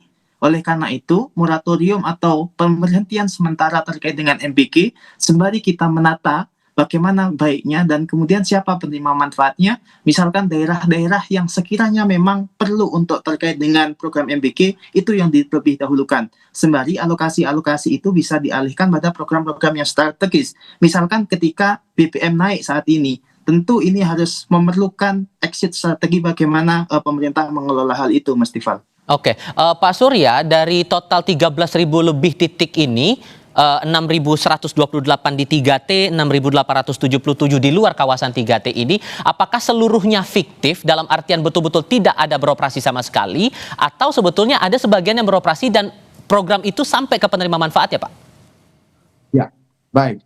Jadi sampai saat ini yang akan dilakukan oleh kepemimpinan Bu Nani Sdn, Bu Sari dan kemudian Pak Trenggono ya, untuk melakukan pendalaman terkait ini, Mas Tifal.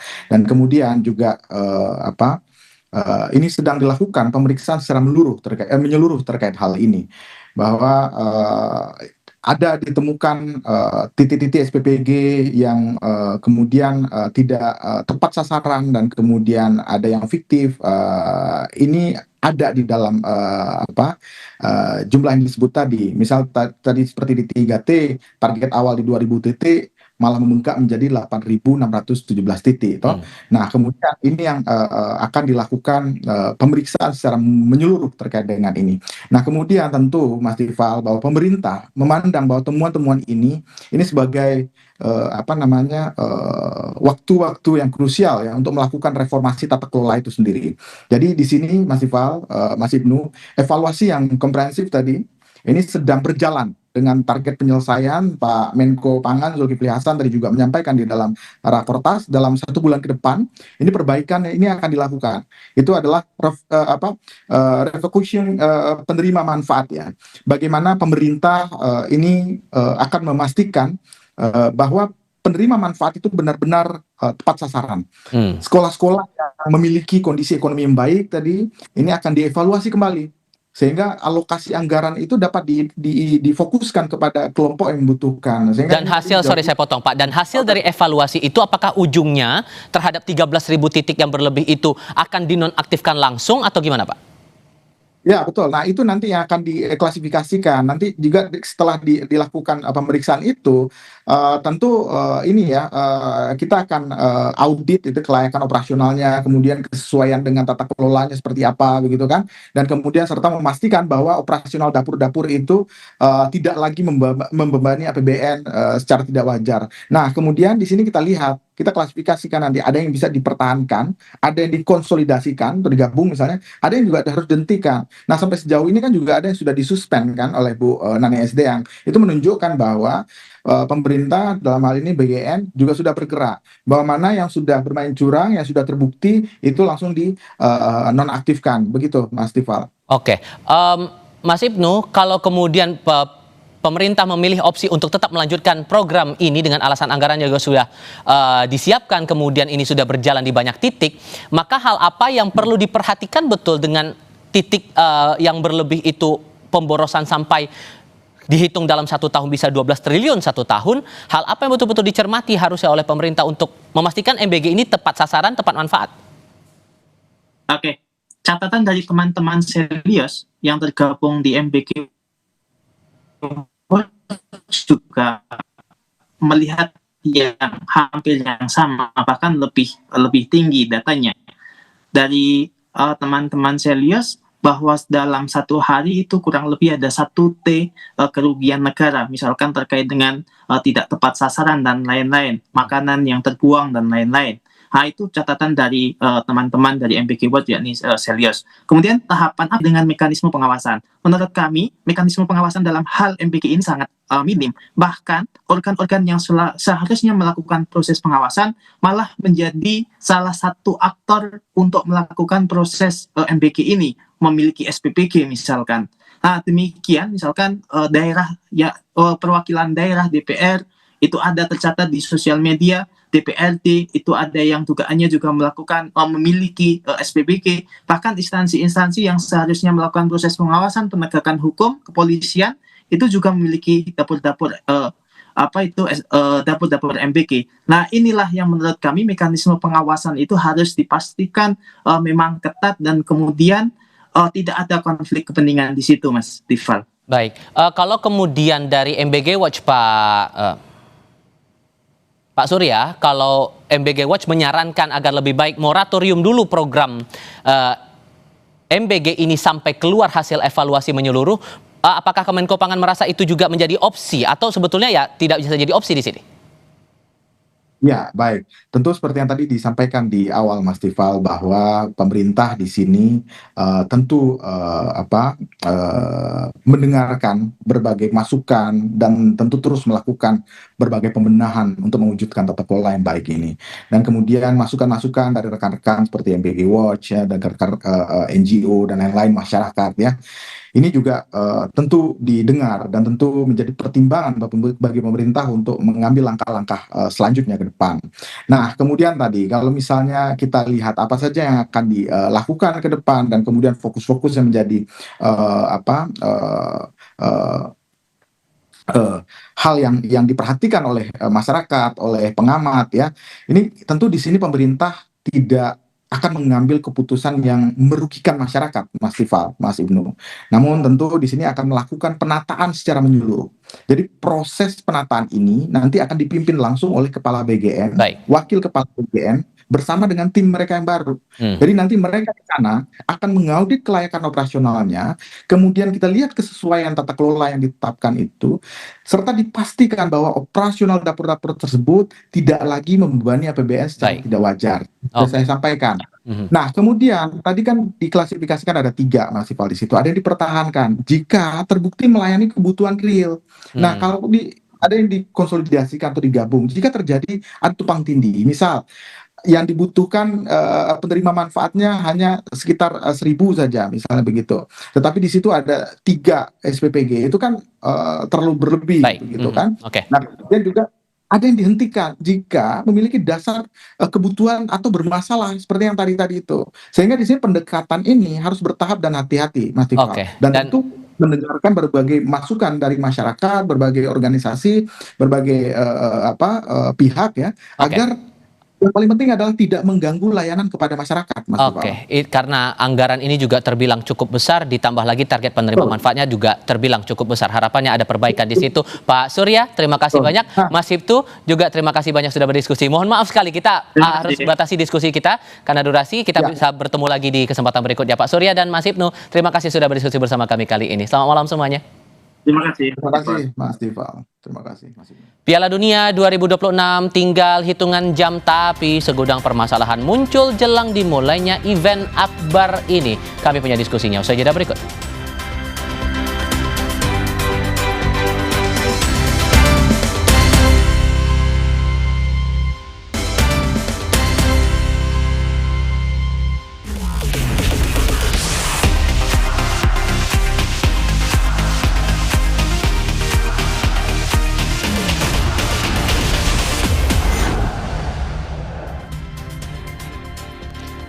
Anda kembali bersama kami di Sapa Indonesia Malam, Saudara. Presiden FIFA Gianni Infantino merespons penolakan wasit Somalia Omar Artan masuk ke Amerika Serikat. Infantino mengatakan FIFA tidak dapat memerintahkan pemerintah negara manapun membiarkan siapapun masuk ke negara mereka.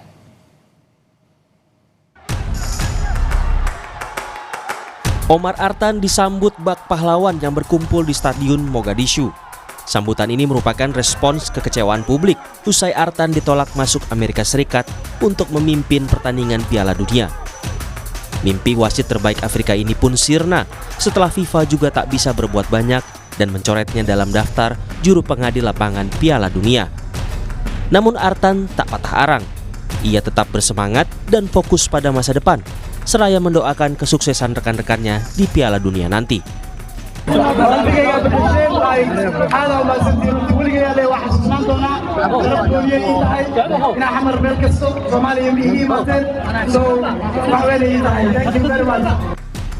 Sebelumnya persoalan izin masuk juga terjadi ke timnas Iran. Selain masalah tinggal di Amerika Serikat, 15 pejabat dan staf juga ditolak masuk Amerika Serikat akibat kendala visa.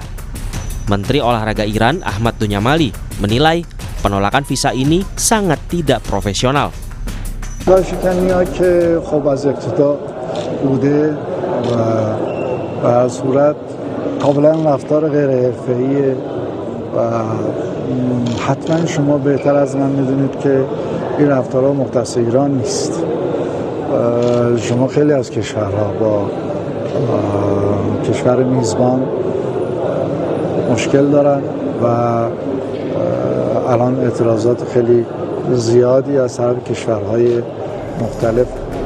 Perlakuan tak menyenangkan jelang Piala Dunia juga dirasakan striker timnas Iran, Aiman Hussein, yang tertahan di imigrasi Amerika Serikat selama 7 jam. Selain itu, sejumlah pemain timnas Senegal diperiksa secara ketat oleh petugas keamanan setibanya di Amerika Serikat. Lalu bagaimana tanggapan Donald Trump soal kendala visa di Piala Dunia? Ia hanya memastikan negaranya memberi izin ke orang yang tepat masuk Amerika. Successful World Cup they've ever had. They've never sold tickets at that level. They've never sold that many tickets so quickly. It's amazing because you don't think of soccer. We use the word. football, soccer, right? But we're working on it very closely to make sure the right people come into our country. Piala Dunia harusnya jadi simbol persatuan global melalui olahraga. Namun sejumlah kebijakan dan keputusan jelang dimulainya perhelatan sepak bola terbesar di dunia ini justru memunculkan kritik tajam. Sebagai tuan rumah, Amerika Serikat, Meksiko, dan Kanada harus menjamin peserta Piala Dunia mendapat layanan yang baik. Dan yang terpenting, daya tarik sepak bola tak terganggu dengan permasalahan politik. Presiden FIFA Gianni Infantino merespons penolakan wasit Somalia Omar Artan masuk ke Amerika Serikat. Infantino mengatakan FIFA tidak dapat memerintahkan pemerintah negara manapun membiarkan siapapun masuk ke negara mereka. Namun, ia mengklaim sedang mencari solusi. Of course it is unfortunate as well what happened to Omar, the referee from Somalia. But again, we don't control everything. We try, we will discuss, we will speak, we will see. Maybe sometimes it's good as well to just, chill, relax. We work on everything. We try to solve everything. Sometimes to immediately start screaming and shouting has the opposite effect of finding a solution. Kick-off Piala Dunia 2026 tinggal hitungan jam, tapi sejumlah masalah mewarnai gelaran akbar ini. Saya akan diskusikan ini bersama analis sepak bola Anton Sanjoyo. Bung Joy, apa kabar? Baik. Terima kasih sudah bergabung bersama kami. Belum apa-apa, belum mulai kick-off-nya, tapi sudah mulai ada drama. Wasit ditolak masuk ke Amerika Serikat, kemudian di proses imigrasi pemain yang masuk jadi peserta Piala Dunia.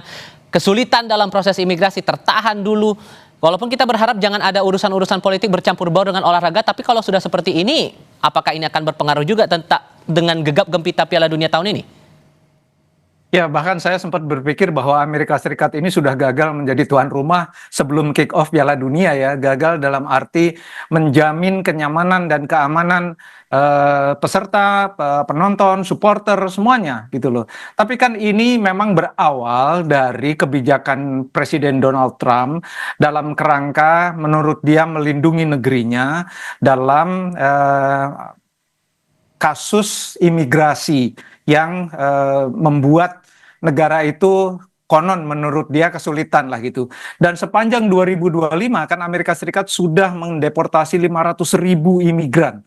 Ya. Dan ini sudah diperingatkan oleh Amnesty International. Maret kemarin mereka merilis sebuah pernyataan bahwa Piala Dunia kali ini kemungkinan besar ada potensi ketidaknyamanan atau bahkan bukan kerusuhan ya, tapi hal-hal yang tidak bisa diterima dalam kerangka pesta sepak bola global. Sehingga daya tariknya mungkin akan hilang atau redup pelan-pelan atau gimana, Mas?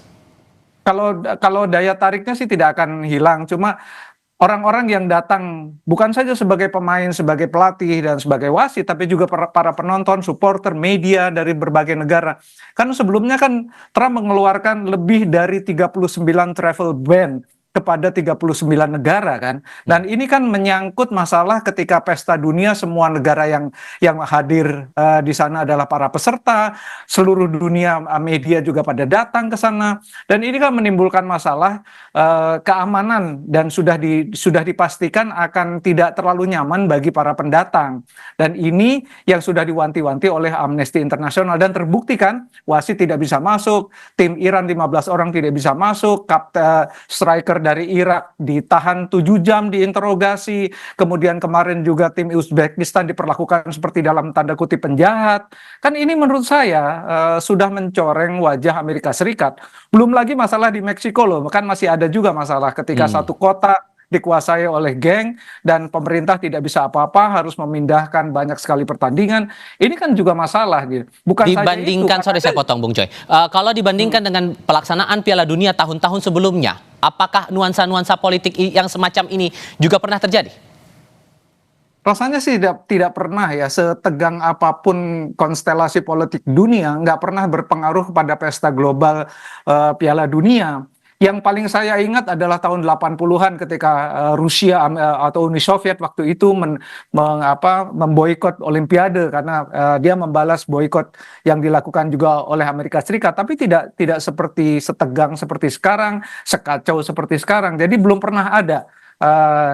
Afrika Selatan yang menggelar juga sempat menjadi kekhawatiran karena tingkat kriminalitas yang tinggi, aman-aman saja. Memang ada beberapa kasus kriminalitas, tapi tidak mengkhawatirkan di Amerika Serikat kali ini. Dan jangan lupa, Amerika Serikat menggelar 3/4 dari 104 pertandingan Piala Dunia. Anda bisa bayangkan, kota-kota itu dipenuhi oleh kekhawatiran bahwa akan terjadi sesuatu yang berkaitan dengan kedatangan orang, lintas provinsi, lintas batas, lintas negara. Ini kan yang menjadi concern terbesar, dan Gianni Infantino memang nggak bisa apa-apa karena itu adalah wilayah kedaulatan Amerika Serikat yang diatur oleh undang-undang mereka sendiri. Dan Donald Trump juga kan tidak memberi jaminan apapun kan sebetulnya. Akankah itu berpengaruh juga saat pertandingan dimulai nanti sepanjang periode Piala Dunia ini? Berpengaruh juga nggak di lapangan hijau nanti? Kalau penontonnya berkurang atau orang pada takut datang ke stadion, orang nggak bisa masuk, sudah beli tiket, sudah punya paper semuanya, nggak dapat visa, ya penonton pasti berkurang kan. Tapi menurut saya ketika kick off pertandingan dan sudah berlangsung lancar lah 1-2 pertandingan, ya mudah-mudahan kesananya berjalan mulus ya, smooth, sehingga kemudian Piala Dunia, ajang terbesar di dunia ini tidak terganggu oleh masalah-masalah keamanan nasional seperti yang selalu didengungkan oleh Presiden Donald Trump. Dan itu menurut saya, ini kan sampai sekarang Garda Nasional kan masih secara bebas ya, secara bebas mereka bisa melakukan tindakan terhadap apapun yang mereka nilai akan berbuat kerusuhan. Katakanlah supporter misalnya berteriak-teriak di luar stadion, dia anggap akan berbuat kerusuhan, dia bisa langsung tangkap karena undang-undang menyatakan demikian. Ini kan meresahkan gitu loh. Jadi jangan sampai terjadilah. Ada dua hal kontradiktif yang disampaikan Gianni Infantino. Pertama, ia tidak bisa atau FIFA tidak bisa ngerecokin dalam tanda kutip aturan yang dibuat oleh negara yang menjadi tuan rumah, tapi di sisi lain ia mengklaim sedang cari solusi. Bisakah dapat solusi itu? Belajar dari wasit Somalia yang udah keburu balik lagi, ditolak visanya. Ya kalau soal visa kan memang kedaulatan sebuah negara. Jadi dia memang tidak bisa ikut campur ya. Tapi mungkin solusi dan lobby yang dia lakukan adalah kepada tim-tim yang akan lintas batas kan. Itu kan persoalan sangat penting. Ya tim yang lintas batas misalnya katakan Uzbekistan dihambat lagi kan, secara moral sebuah tim ini jadi rusak kan, moodnya hilang gitu loh. Ini mungkin ya hal-hal dalam kerangka lintas batas itulah yang akan dinegosiasikan lagi Gianni Infantino terhadap Presiden Trump. Trump sendiri kan sebetulnya tone deaf, dia budek aja gitu loh persoalan ini. Bahkan dia kan tadi Anda dengar nggak, dia masih membicarakan perbedaan antara soccer dan football. Itu kan sebetulnya dia menyindir bahwa sepak bola itu sebetulnya bukan ya, menurut pendapat saya bukan hal yang istimewa di Amerika Serikat karena memang bukan olahraga nomor 1. Tapi kan dia mengirimkan pesan itu gitu. Oke, PR besar tampaknya untuk pelaksanaan Piala Dunia tahun ini. Bung Joy, terima kasih banyak sudah mau berdiskusi bersama saya kali ini. Selamat malam, Bung. Sama-sama, terima kasih. Sesaat lagi di Sapa Indonesia Malam, operasi militer Israel di Lebanon Selatan melawan sekutu Iran makin intens. Tetap di Kompas TV.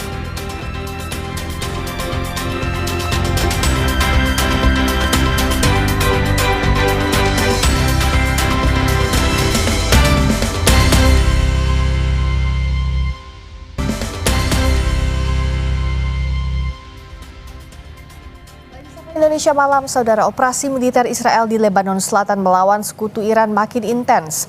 IDF merilis video yang memperlihatkan serangan terhadap Hizbullah. Tentara Israel mengatakan mereka menyerang bangunan yang digunakan Hizbullah, meluncurkan drone peledak ke tentara Israel dan telah membunuh lebih dari 20 militan.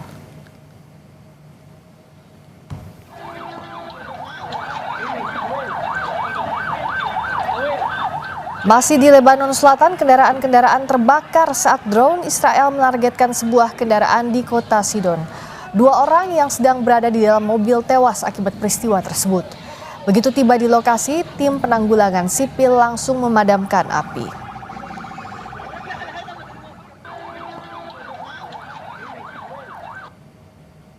Perdana Menteri Israel Benjamin Netanyahu mengajak rakyat Lebanon bergabung dengan Israel dalam perjuangannya melawan Hizbullah. Netanyahu menegaskan Israel akan terus melakukan operasi militer melawan Hizbullah karena kelompok tersebut merupakan ancaman bagi masyarakat dan keamanan Israel. I have a message for you, the people of Lebanon. Israel is not at war with you. We're at war with Hezbollah, that has taken your country hostage, that does Iran's bidding, that uses your territory to launch terrorist attacks against Israel. Israel wants peace with you. Seize your future. Join Israel. Build safety and prosperity for all of our children. And once Hezbollah is dismantled, the possibilities are endless, and they are sky high.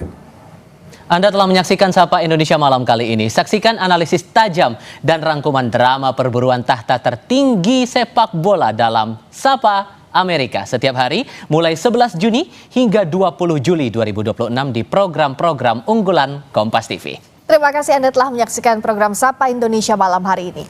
Perbarui terus informasi Anda di Kompas TV dan siapkan air mineral dengan kemurnian optimal yang murni pasti sejuknya. Saya Friska Clarissa. Dan saya Tifal Solesa pamit. Selamat menikmati hari Anda. Selamat malam dan sampai jumpa lagi.